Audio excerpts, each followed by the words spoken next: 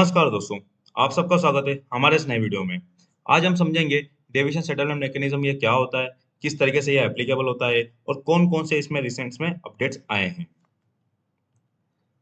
अगर हम Indian power grid में डिसिप्लिन की अगर बात करें, तो उसको ग्रिड को डिसिप्लिन वे में ऑपरेट करने के लिए कुछ मैकेनिज्म्स होते हैं, जिनके थ्रू डिसिप्लिन के जो की पैरामीटर्स है वोल्टेज, फ्रीक्वेंसी और जो एमवीआर मतलब रिएक्टिव पावर उसको मेंटेन किया जाता है। तो यह कौन-कौन से मैकेनिज्म्स होते हैं, जैसे grid connectivity standards, scheduling and dispatch mechanism, market mechanism और जो last but not the least deviation settlement mechanism जो कि आज का हमारा टॉपिक भी है।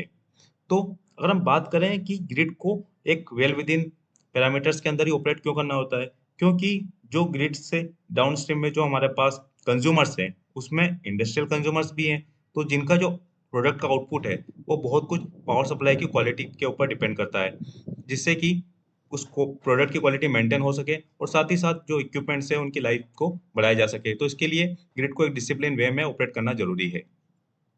जो डिसिप्लिन के मैकेनिज्म है, इनको हम चाणक्य की जो फिलॉसफी है साम दाम दंड भेद, उससे भी एक तरीके से समझने की कोशिश कर सकते हैं। तो जैसे कि हम फर्स्ट हमारा है साम मतलब पीस और नेगोशिएशन। तो इसके अंदर हमारे पास ग्रिड कनेक्टिविटी स्टैंडर्ड्स और शेड्यूलिंग एंड डिस्पैच मैकेनिज्म आते हैं, जो कि पूरी इंडस्ट्री के ऊपर जो स्टैंडर्ड्स है वो सेम तरीके से एप्लीकेबल होते हैं, जिससे कि जो कम्युनिकेशन है या फिर जो हमारा ऑपरेशन है ग्रिड का वो स्मूथली हो सके। और जो नेक्स्ट है हमारा शेड्यूलिंग एंड डिस्पैच मैकेनिज्म, इसका मतलब ये होता है कि प्री डिफाइंड जो पावर है उसको एस्टिमेट किया जाता है कि कितना पावर का कंजम्पशन होगा। तो उस तरीके से जनरेटर्स को बताया जाता है कि आपको इतना पावर इंजेक्ट करना है। तो ये जो शेड्यूलिंग और डिस्पैच का जो मैकेनिज्म है, इसके थ्रू पावर की डिमांड को एंटिसिपेट करके उसको शेड्यूल किया जाता है। नेक्स्ट है हमारा दाम मतलब मटेरियल इंसेंटिवाइज। तो यह एक मार्केट बेस्ड मैकेनिज्म है, मतलब जो हमारे पावर एक्सचेंजेस होते हैं वह इफिशिएंट और रिलायबल पावर को इंसेंटिवाइज करते हैं by giving them higher price to the power. तो इस तरीके से जो रिलायबल और जो इफिशिएंट पावर है उसको ज़्यादा कॉस्ट दी जाती है, जैसे कि पीक आवर्स में जो पावर का प्राइस होता है वो जनरली ज़्यादा होता है। नेक्स्ट जो है हमारा दंड मतलब पनिशमेंट। तो जो हमारा डीएसएम डेविएशन सेटलमेंट मैकेनिज्म है, यह एक तरीके से दंड मैकेनिज्म के अंदर आता है, जिसके अंदर अगर आप आपके जो शेड्यूल्ड दिया हुआ है आपको, उससे अगर आप डेविएट करते हैं, या तो अंडर इंजेक्ट करते हैं या फिर ओवर इंजेक्ट या फिर वाइस एंड वर्सा, ओवर ड्रॉल करते हैं या फिर अंडर ड्रॉल करते हैं, तो आपको एज़ अ पेनल्टी आपके ऊपर लगाई जा सकती है। और अगर एज़ पर फ्रीक्वेंसी अगर आप सपोर्ट कर रहे हैं, तो आपको इंसेंटिवाइज़ किया जा सकता है। अगर आप आपके जो प्री डिफाइंड शेड्यूल है, अगर उससे आप डेविएट करते हैं और उससे ग्रिड का डिस्टर्बेंस क्रिएट हो रहा है, तो उस केस में आपसे एज़ अ पेनल्टी कुछ फंड कलेक्ट किया जाएगा।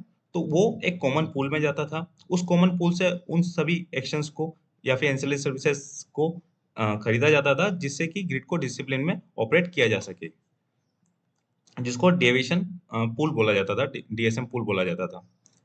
तो अगर हम ये सब जो मैकेनिज्म है, इन सब में जो सबसे इफेक्टिव और सबसे जो जो हमारा डोमिनेंट अगर मैकेनिज्म है वो है डीएसएम मैकेनिज्म। एक हम केस स्टडी लेते हैं कि 2021 में यूपी जो कि सेकंड हाईएस्ट इलेक्ट्रिसिटी रिक्वायरमेंट था जिसका कंट्री के अंदर, जो कि ऑलमोस्ट 12.3 कंट्रीब्यूट था जिसमें नेशनल पीक डिमांड का, तो उसने 374 करोड़ का डिविएशन जो settlement mechanism as a penalty पे किया था first half of financial year 2023 में। तो आप देख सकते हैं कि यह काफी बड़ा अमाउंट है किसी स्टेट के लिए, इसमें काफी सारा वेलफेयर स्कीम्स इसमें ऑपरेट किया जा सकता था। तो हम यहाँ पे एक ब्रीफ में समझते हैं कि डीएसएम क्या होता है। तो यह एक रेगुलेटरी मैकेनिज्म है जिससे कि ग्रिड का डिसिप्लिन है, उसके जो वाइटल्स है जैसे कि फ्रीक्वेंसी, वोल्टेज और जो रिएक्टिव पावर, उसको एक लिमिट के अंदर ऑपरेट किया जाता है। अगर इसमें कोई इसको अपने प्री डिफाइंड शेड्यूल से अगर डेविएट करता है, तो वो एज अ पेनल्टी कुछ चार्जेस देता है, जो कि डीएसएम पूल के अंदर कलेक्ट होता है, जिस पूल को यूज किया जाता है ग्रिड को स्टेबल करने वाले ऑपरेशंस में, या फिर जो जनरेटर्स या फिर जो कंज्यूमर्स अगर ग्रिड ऑपरेशन कर रहे हैं जो कि ग्रिड की स्टेबिलिटी के लिए सही है अकॉर्डिंग टू फ्रीक्वेंसी, तो उनको इंसेंटिवाइज किया जाता है। अब हम यहाँ पे हम बात करें डीएसएम रेगुलेशंस की, तो हमारे पास यहाँ पे हम तीन डीएसएम रेगुलेशंस को डिस्कस करेंगे। फर्स्ट है 2014, नेक्स्ट है 2022 और उसके बाद जो 22 में जो अपडेट आया था 23 का। तो फर्स्ट है हमारा डीएसएम 2024।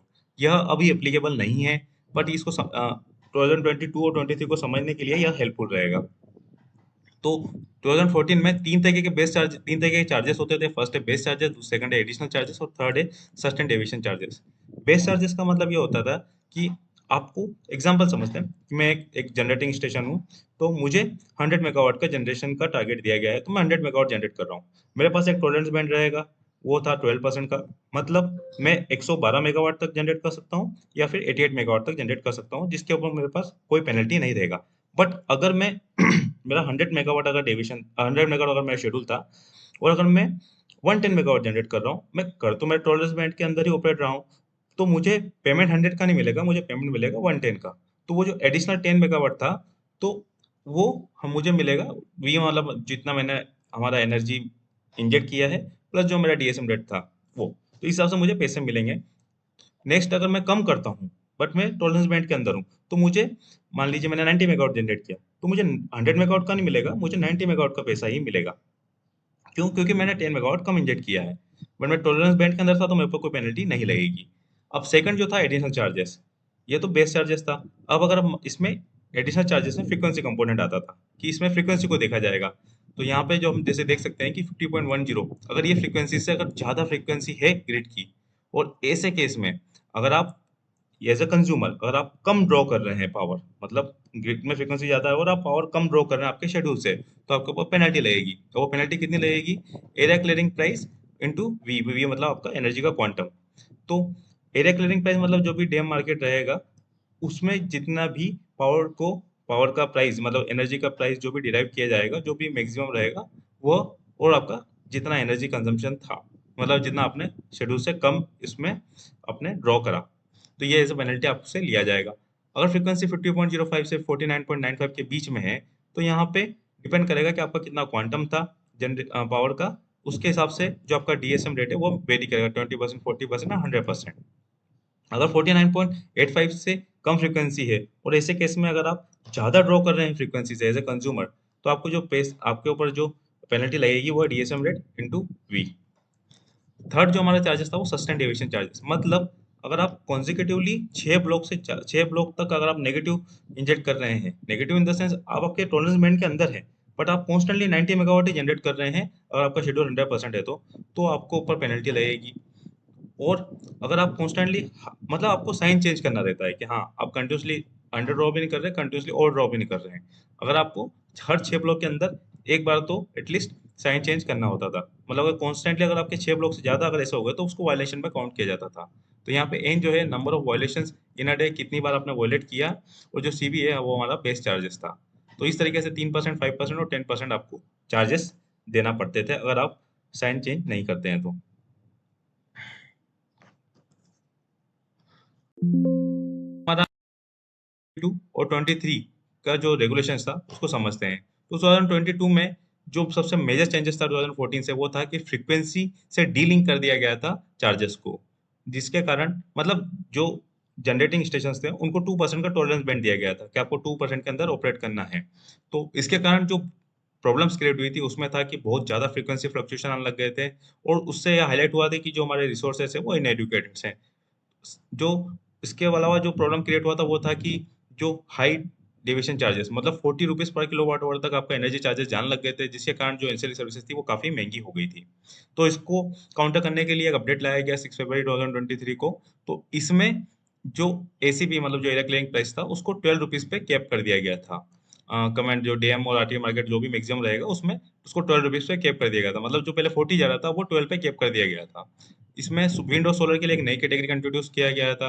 फ्रीक्वेंसी अगर अगर आप सपोर्ट कर रहे हैं फ्रीक्वेंसी डिवीजन के केस में ग्रिड में, तो उसको हायर इंसेंटिव प्रोवाइड किया गया था।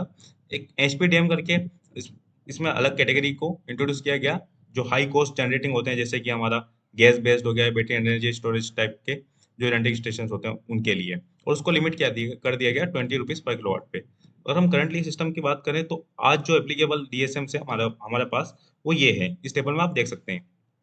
अगर फ्रीक्वेंसी 49.90 से 49.95 के बीच में है, तो एज अ जनरेटिंग स्टेशन अगर आप उसमें ओवर इंजेक्ट कर रहे हैं, ज़्यादा उसमें एनर्जी अगर आप डाल रहे हैं, तो आपको 120% ऑफ ईसीआर मतलब जो भी आपका एनर्जी चार्ज रेट है वो मिलेगा।